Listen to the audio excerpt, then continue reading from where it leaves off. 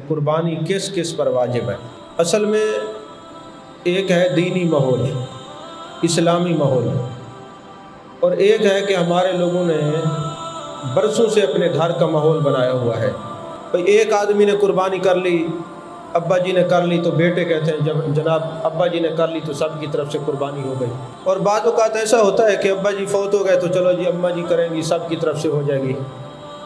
और कभी ऐसा है जनाब वालिदैन फौत हो गए तो बड़ा भाई कर लेगा।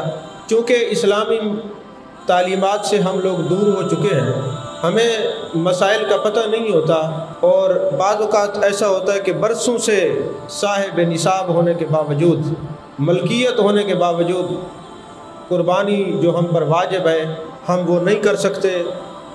उसका सबब क्या है कि दीनी माहौल नहीं मिला, इस्लामी तालीमात मुयस्सर नहीं आई।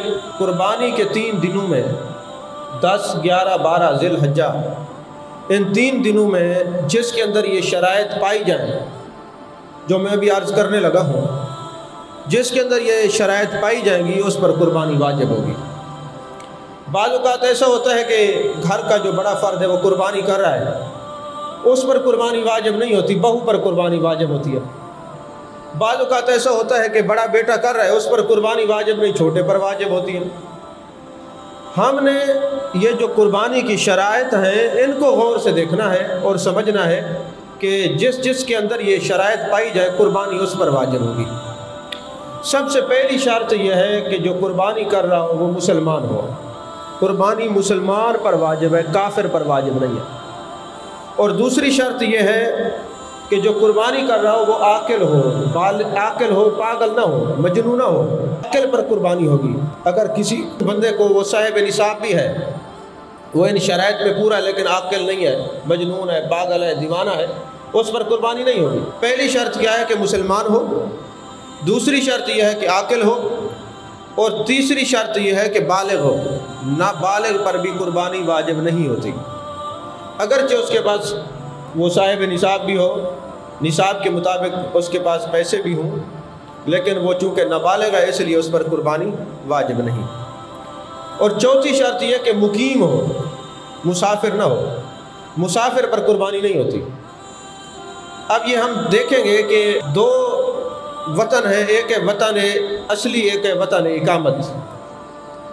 तो जिसके लिए वतन असली है, हमें अभी इंशाअल्लाह उस पर भी कलाम करेंगे कि मुसाफिर कौन होता है और कौन नहीं होता।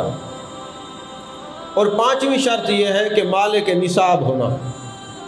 और मालिक निसाब कौन होता है? जिसके पास 7.5 तोले सोना या 52.5 तोले चांदी मौजूद हो, वो साहिब निसाब है।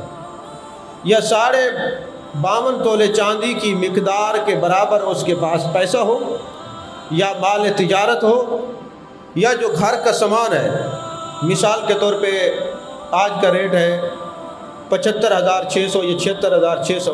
तो अगर घर के अंदर उसने कोई 90,000 का एसी लगाया हुआ है और एक एसी ऐसा खड़ा है जो काम नहीं कर रहा है, वो भी 90,000 का, तो जिसके पास एक एसी है वो ज़रूरत के लिए तो एक काफ़ी है, और ज़रूरत असलिया से एक बढ़ के है, तो जिसके ऊपर यानी 75,600 या 76,600 जितने पैसे बनते हैं, इसके बराबर की मालियत घर में मौजूद होगी, वो भी साहिब निसाब है, उस पर भी कुर्बानी वाजिब है। अगर आपके घर में बर्तन है ज़रूरत के और फालतू आपने बर्तन रखे हुए हैं, इस्तेमाल के एक बिस्तर जो है वो ज़रूरी है, और ज़रूरत से ज़्यादा आपके घर में बिस्तर है, ये सारी जो ज़रूरत असलिया, हाजात असलिया से बढ़कर जो सामान है उसकी भी कीमत लगाई जाएगी।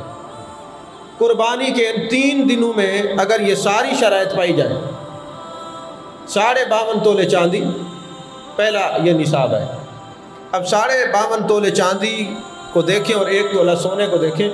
मुहताज फुक़हा ने तो ये भी कहा है कि जिसके पास 1 तोला सोना है, चूँकि 52.5 तोले चांदी से ज़्यादा है, लिहाजा जिसके पास 1 तोला सोना भी जिसकी मलकियत है उस पर भी कुर्बानी वाजिब है। ये सामान की जो मलकियत है वो देखनी होगी। चूँकि अब कुर्बानी आने वाली है, तो इन 3 दिनों में जो कुर्बानी के 3 दिन हैं 10, 11, 12 ज़िलहज्जा, इसमें भी आप पेंसिल लेके देखें कि कौन साहिब निसाब है, किस पर कुर्बानी वाजिब है, किस पर नहीं है। तो उस कुर्बानी के दिनों में اگر کوئی بندہ کاپی پینسل لے کے حساب کرے گا تو بہتر ہے ابھی سے حساب کرنا شروع کر دیں، پتہ تو آپ بھی چل جائے گا نا، کیونکہ قربانی کے دن قریب ہیں۔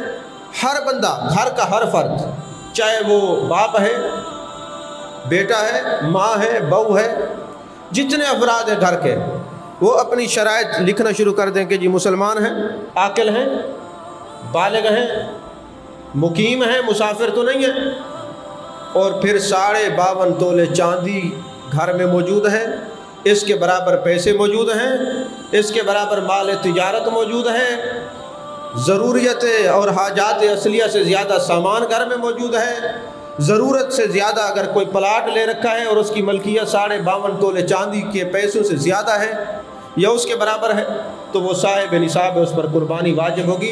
اس کے لیے یہ شرط نہیں ہے کہ ابا جی قربانی کریں گے، گھر کا ایک ایک فرد کاپی پینسل لے کے حساب کتاب کرنا شروع کر دے، جس کی ملکیت کے اندر 52.5 تولے چاندی یا اس کے برابر پیسے موجود ہیں، جس کے پاس وہ، اس پر قربانی واجب ہے، اس کو قربانی کرنی ہو۔ محتاج جو فقہ ہے انہوں نے تو یہ بھی لکھا ہے کہ اگر کسی کا گھر ہے اور 2 کمرے ضرورت کے لیے ہیں اور 2 کمرے مکفل ہے، تالا لگا ہوا ہے، وہ ضرورت سے زیادہ ہے، اب دونوں کمروں کی قیمت لگائی جائے گی کیونکہ وہ ضروریات اصلیہ سے زیادہ ہیں۔ اب ان کمروں کی جو قیمت ہے اگر 52.5 تولے چاندی سے زیادہ بنتی ہے تو پھر اس آدمی پر جس کی ملکیت وہ مکان ہے قربانی واجب ہے۔ عموماً یہ جو دلہن ہے شادی والے دن اس کو جو مخصوص کپڑے لے کے دیے جاتے ہیں وہ لاکھ روپے سے زیادہ ہیں، کیونکہ وہ دلہن کی ملکیت ہے۔ جس دلہن کے پاس اتنا قیمتی کپڑا موجود ہے وہ اس بھی صاحب نصاب ہے، اس پر بھی قربانی واجب ہے۔ تو اس کے لیے یہ نہیں ہے کہ ساری چٹی ابے کے اوپر ہے کہ جی ابا جی قربانی کریں گے بس سارے، نہیں، بینک بیلنس بنانے کے لیے ہر کسی کا اپنا بینک بیلنس ہے۔ باپ سے چوری زمینیں خریدتے ہیں اور دوسرے معاملات جو ہیں وہ نمٹاتے ہیں، اور جب قربانی کی باری آتی ہے ابا جی کریں گے، نہیں، ایسی بات نہیں ہے۔ ہر بندہ جو گھر کا افراد ہے، جو مسلمان ہے، عاقل ہے، بالغ ہے، مقیم ہے، مسافر نہیں ہے، اور 52.5 تولے چاندی کے برابر اس کے پاس پیسے موجود ہیں، اس کی ملکیت میں، اس پر قربانی واجب ہے، وہ قربانی کرے گا۔